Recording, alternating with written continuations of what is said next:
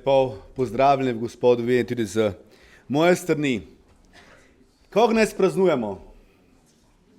Dnes je praznik spomina na Binkošti. In znate, kaj se je takrat dogajalo to?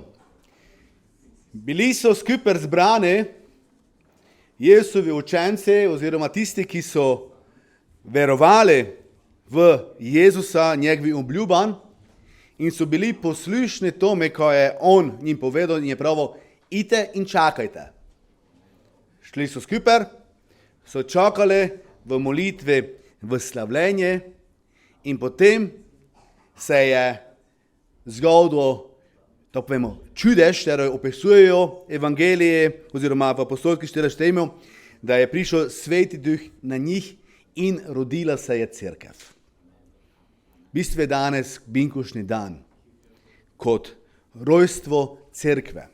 Ne binkošne cerkve, mi se imenujemo tako, ampak Kristusove, Jezusove cerkve. Kaj te ljudje so bili izbrani skupaj v eno misli, enodušno so slavili Gospoda in kjer so tako zbrani ljudje, to je Gospod med nami, med njimi. In Jezus je takrat več ne mogel biti med njimi, ker je odišel v nebo. Znamo. Ampak zgodilo se je to, ko je pravo, da je poslal nekoga drugega. In jaz sem se pripravljal in razmišljal, odkoj bi najgučil, bi jaz vse fale sem imel ideje. Ampak v bistvu sem se odločil, da bi šli k osnovam. Dostakrat mi prehitevamo stvari. Vsi mi bi radi, da bi se med nami dogajale čudeži in znamenja, da bi se sadovi oziroma darovi Svetega Duha bile v polnoj sile v nami vidne, ampak dostakrat pozabimo na osnove. Zato bi rad, da pogledamo, što je v bistvu zdaj te Sveti Duh. Leko daš ti slajde, leko me slediš, mogoče strani, jaz sem pripravil pridgo, je zelo dosta biblijskih vrstic, ki jih pa ne mošteli vse. Gordo zapisane, leko ob pridige štejte, leko si zapišete, leko kasneje dode pridga online gor, pospremite zakoj ta otok, kajte ne še neke svoje teorije, ampak s čem povedati to, ko nas vči Božja beseda o Svetom Duhu. Torej, na Binkošti kristijani praznujemo to dejstvo, da je Jezus Kristus na tom sveti nas ne pustil samih. On je obečal svojim učencem po tistom, da je odišel v nebo oziroma da je mrl, da jih ne da pustil samih, ampak da jim poslal nekoga drugega. Da jim poslal tolažnika, da jim poslal svetovalca, da imeli povezavo z njim še naprej. Torej, Svetega Duha. In mnogi kristijani se tega teoretično zavedamo, vendar Sveti Duh je za mnoge tako ena megla. Ne vemo si s tem, ko je začeti, ko bi zdaj on to bil. Što je v bistvu zdaj Sveti Duh? In zato se osredotočimo v to. On je, ali je to kakšna energija, ali je to neka sila, ali je pa to Bog. Što je on? Mnogi bi verjetno radi preoblikovali to vprašanje o Svetom Duhu, što je on, v kaj je on, da bi bil nekaj mističnega. Ampak Sveti Duh, in to nam Biblija zelo jasno uči, da je Bog. Da imamo Boga, ki je kot trojedini Bog. Bog Oče, Bog Sin, Jezus znamo, in pa Bog Sveti Duh. In Sveti Duh je sestavni del tega trojedinega Boga. Leko daš naprej. Tu imamo gor vrstice, ki učijo vsem tem, da mu Gospoda slavili. In tej Sveti Duh, ne samo to, da je kak del trojedinega Boga, on je tudi vse povsedi prisoten. On je večen. On je vse veden. V Psalmi 139 štejemo, da se v bistvu pred njim nikjer ne moremo skriti, ampak je vse skozi nami. Sveti duh ima kot tudi mi, kot človek, razum, svojo voljo, ima svoja čustva. In to vidimo tudi v mnogih vrsticah, da on dela in da se da tudi ožaliti. Tu vidimo da ima svoja čustva, o tem kasneje tudi več. Opombe o svetem duhu najdemo dosta zapisane v Janezovih evangelijih, v 14. do 16. poglavja, in to je tudi cilj svetega duha opisan. In sicer to je to, da Jezusa postavi v ospredje. Nikjer v Bibliji ne moštele, da naj molimo svetega duha. Ampak on nas vedno usmerja k Jezusi, k očeti. Sveti duh je poslan na Jezusovo prošlo v njegovom imenu.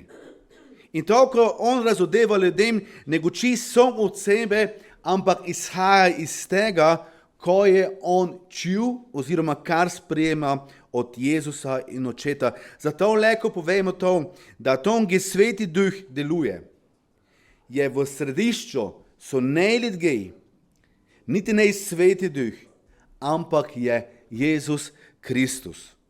Še enkrat ponavljam, on nas vedno usmerja na Jezusa. In on nam pri tem tudi pomaga.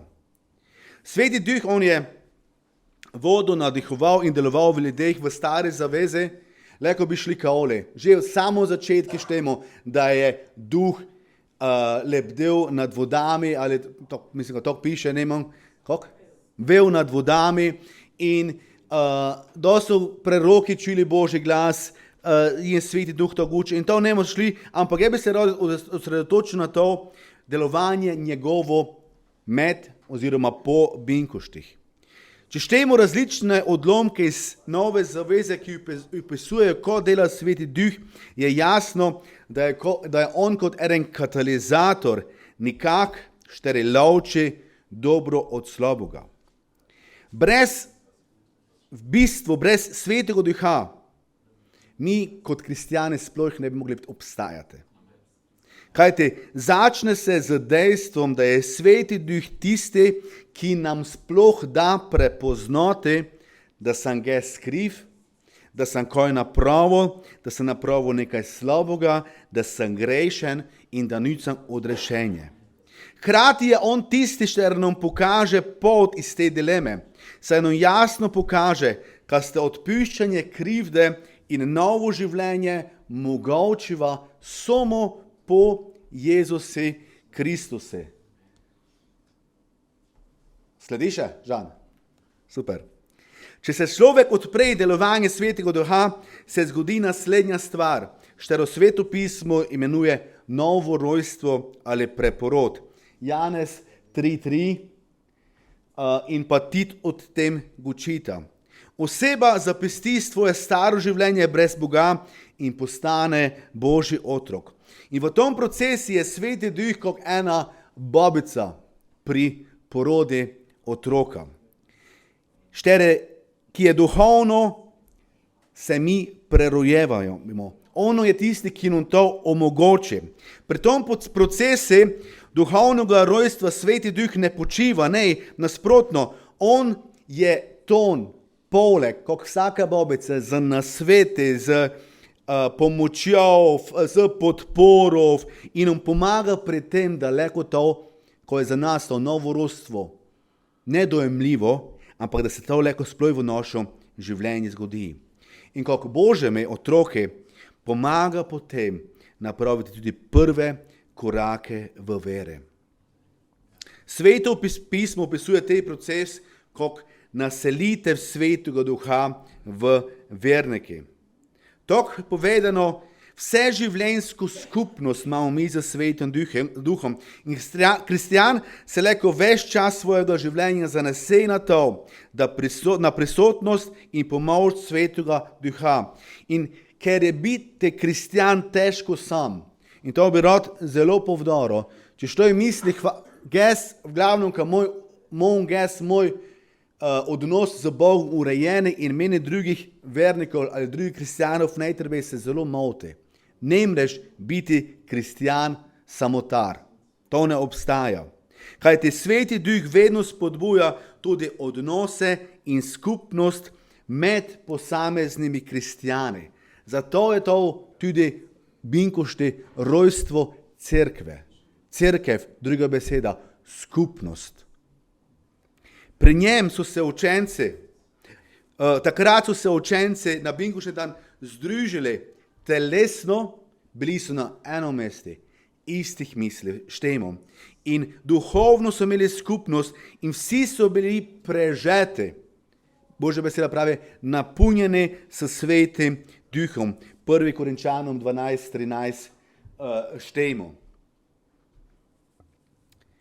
V bistvu je Sveti Duh nam tudi daje eden predokus nebes.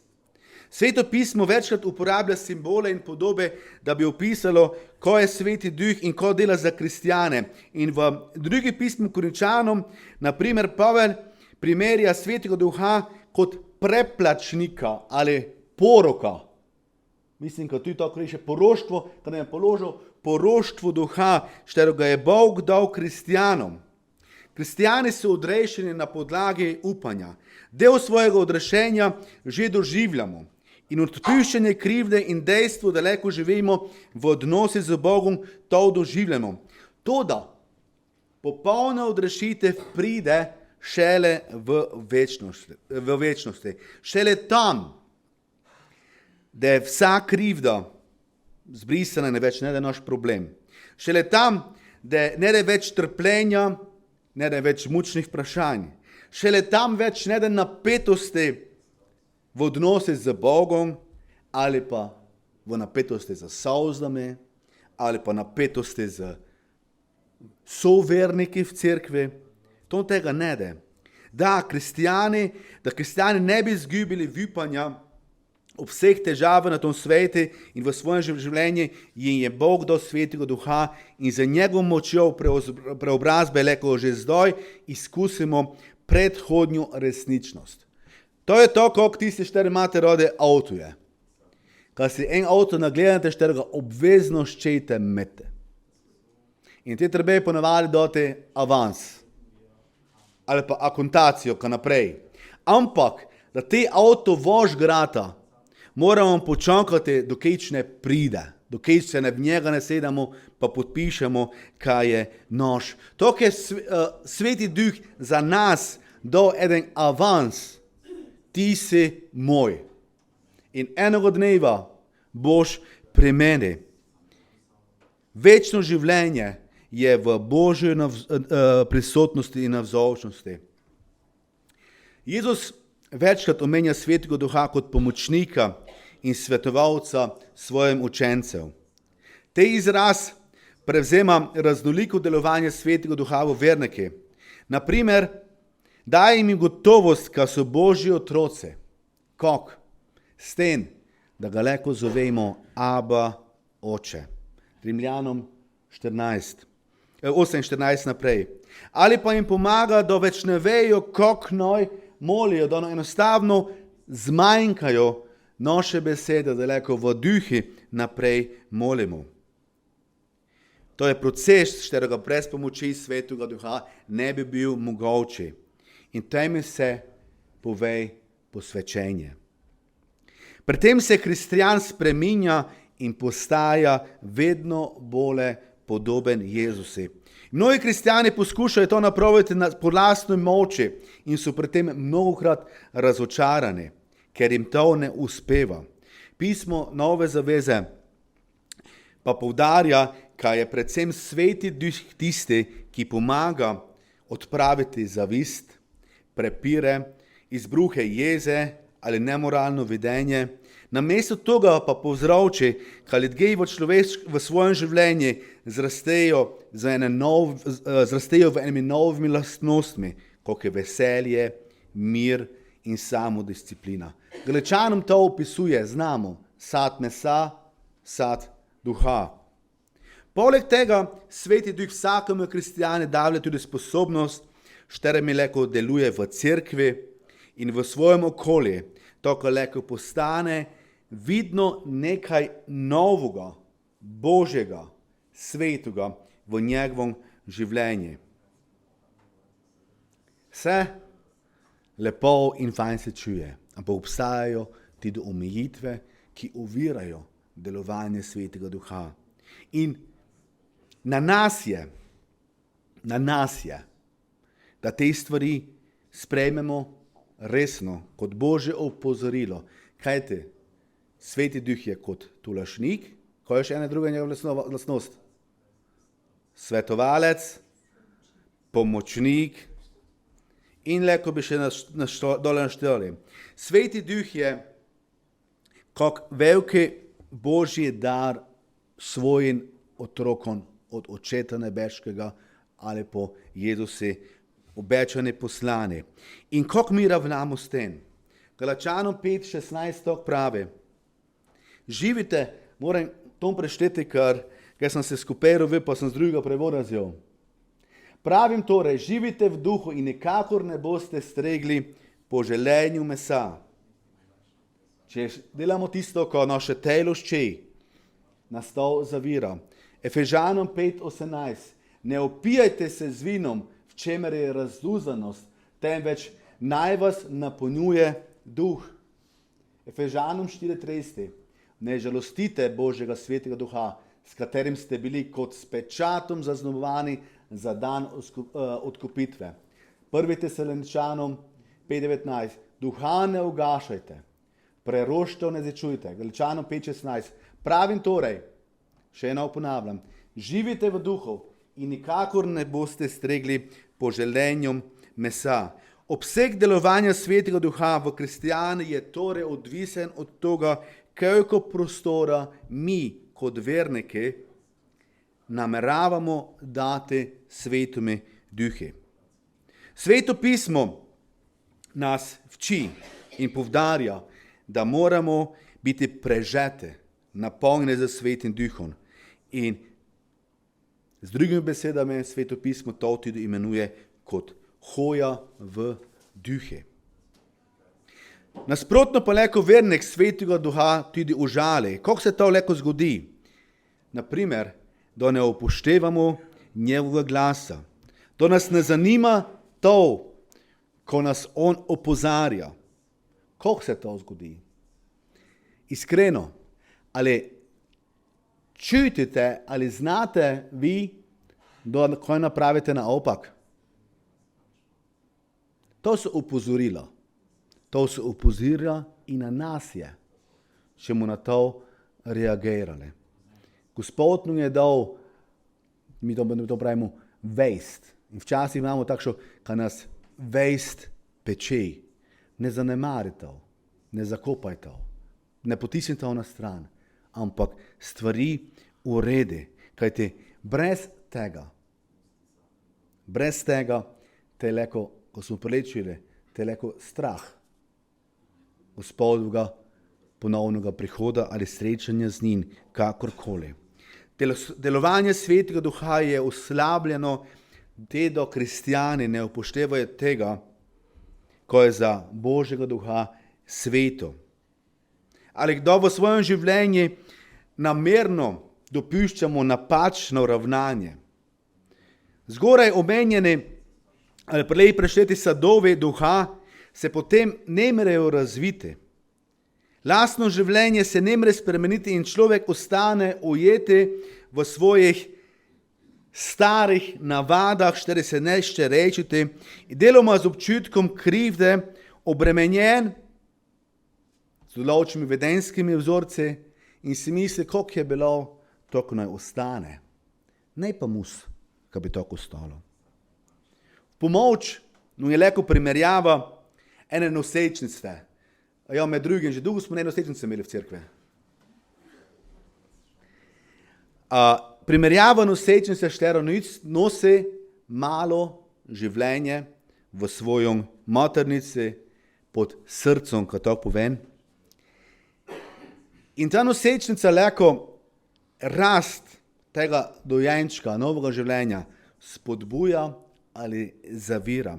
Običajno so nosečnice pozorne do svojega otroka in zaradi otroka od sebe odložijo stvari, štere so mogoče delale prlej. Mnoge nehajo kaditi, se začnejo bolj zdravo prehranjevati.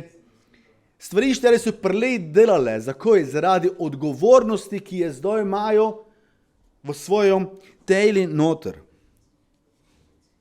In zakaj to? Ker ščejo najboljše za svojo bodočnost, za svoje dete. Podobno bi moglo biti za nami vernike. Če se zavedamo, da Bog, da Sveti Duh prebiva v naših življenjih, potem moramo te sadove mesa, poželenje mesa odstraniti, da bi lahko naše duhovno življenje, v katerem pa je naša bodočnost, naša večnost, lahko zdravo bilo, raslo, ker si tega želimo, ker smo življenje, štrega imamo, dobili od Gospoda in ga moramo negovati. Zato ne bo ta predslika malo pogledati. Kajti Sveti Duh je tisti, ki želi naše telesno, duševno in duhovno življenje pospeševati. Tako kot je v enem naravnem razvoju zarodka to, ko moramo določene stvari kraj pustiti, da ne bi to slabo vplivalo na njega, to tudi mi kot kristjani, ki verjamemo v Gospoda, moramo določene stvari se odreči, da bi lahko Gospod prebival v nas in deloval skozi nas. In potem lahko pridemo k delovanju Svetega Duha v vsej sili in moči, kot jo opisujejo. Da ne bomo zametovali tudi, kako smo pravili, niti preroštev, do uzdravljenja samoumevna, da bomo imeli jasno vizijo od Gospoda dana, da bomo znali prepoznati Božji glas, da bomo znali ljudem pravilno svetovati. Če ščemo rasti kot kristjani, potem nam mora pomagati zavedanje, da Sveti Duh živi v nas in šče napraviti spremembo. Pomembno je, da postanemo občutljivi za njegov pogosto zelo tihi glas. Spomnite se tiste vrstice, ne sem zapisal. Ene domele sanje, druge vizije, druge preroštva. V poslednjih časih piše to. In Gospod nam uči na najrazličnejše načine. Bojmo občutljivi na te tihi glas, da spodbujamo njega pri njegovem delu, ki jim omogočimo, da mu lahko skupaj sodelovali. In ne, da bi ga ovirali pri njegovem delu. In pri tej samoanalizi pa lahko sta nam dve vprašanje v pomoč. Štero so dejanja, navade ali situacije, ki mi pomagajo, ko lahko Sveti Duh neovirano deluje v meni. Štere so to situacije? Ali pa druga vprašanja, katere so to dejanja, navade ali situacije, šterih se mora izogniti, ka ne bi oviral ali onemogočil Svetega Duha v njegovem delovanju. Na te dve vprašanje si dajmo odgovor in nam Gospod pomaga, da bomo resen napravili vse, da lahko on skozi nas mogoče deloval. Kristjani se moramo pustiti napolniti od njega. Po eni strani to pomeni, da moramo nekaj prispevati k tome, po drugi strani pa se ne smemo truditi sami napolniti, ampak se moramo pustiti, da nas on napolni. Kajti Gospod deluje, kakor on želi. Ne ga tu zdaj, da bi mi dali en recept, to pa to mora napraviti, ker se zgodilo to pa to. Ne, ampak enostavno Gospod deluje pri vsakoj osebi na drugačen način. Sveti Duh šče vsakega kristjana vedno bolj imeti pri sebi oziroma usmeriti k Jezusi. Jezus je pravil, jaz sem pot, istina in življenje. In nišče ne pride k očetu, drugače kakor po meni. In Sveti Duh nas čaka, da njim dovolimo, da je naše življenje preoblikovano čim bolje v podobo Kristusa. In za zaključek bi vas spomnil, pesmi za štervo smo začeli to bogoslužje, Sveti Duh, dobrodošel si. In resnično naj bo, da Sveti Duh dobrodošel v mojem življenju, življenje moje družine, moje cerkve, moje vesi, občine in tele, ko idemo tako na širše. Da mu res sem leko z eden drugi, tu v cerkvi, za souz, da me imeli takše pristen, ljubeznivi odnos, da mu znali, Gospod, ti po tvojem svetom duhu prebivaš v mojem življenju in geščen izžarevati to tvojo besedo ali jezik ljubezni, kako smo tudi gneži čuli naprej. Jaz bi zaključil te dele za molitvo in nam Gospod pomaga, da mu resnično doživljali te binkušne praznike kot praznike enotnosti. Kristijanov, štiri so ene misli, povezane. In znate, kako bi bila naša misel biti? Jaz sem Božji otrok. To mora biti naše prepričanje. Jaz sem Božji otrok. Če imamo to prepričanje, potem imamo vse in pa večno življenje. Gospod Jezus, jaz sem ti hvaležen za te lepi sončni dan in Gospod, tako na sonce ogreva in napolnjuje s toplinov, sem ti hvaležen, da nas ti, Jezus, leko po tvojem svetom duhu napolnjuješ, prevzemaš in Gospod, dragi, da smo leko deležni tej sigurnosti, da smo tvoje dece, deleži tvojega kraljestva. In Gospod, to, da ljubezen ščemo deliti tudi naprej, prosti, da nam ti pomagaš, da gradimo tvoje kraljestvo, tu na zemlji. Gospod, dragi, nej, eno cerkev, neko denominacijo ali binkušno cerkev, katoliško, veličansko, kakšokoli, ne, ampak tvojo cerkev. Jezus, tvojo cerkev. In Gospod, dragi, hvala ti, da lahko služimo tebi v tem prepričanju, da si ti moj. In to lahko vsaki za sebe pove, da si ti moj odrešenik. Amen.